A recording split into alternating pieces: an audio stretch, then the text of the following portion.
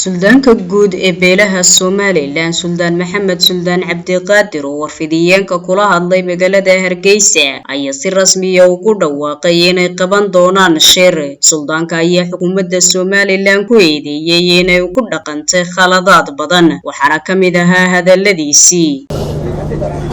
Anigoo ku hadlay magaca beelaha Somaliland waxaan leeyahay shirkii mataanuhu saddex wixii ka dambeeya in bilaabmaya sidaana waxaan u jeedinayaa dadweynuhu inay sidaa ula socdaan oo shirkaa ka soo qayb galaan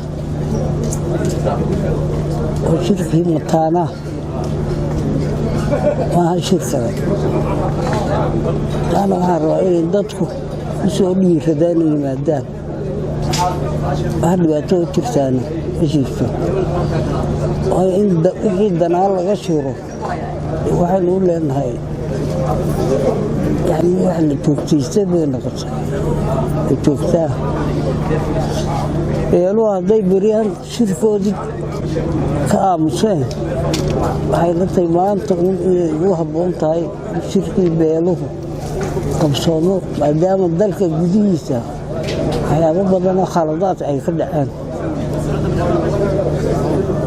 waxyaabo badan oo khalad ah inay xukuumaddu ku kacday. sidaa darteed waxaanu iclaaminayaa in shirkaasi 3 cisho ka bacdi isugu yimaado bandhigubadle ama salaxli kolbakii ay odayaashu ila qaataan. laakiin shirku waxa weeye shir dhacaya, waa shir cidna looga baqanayo inay joojiyaan.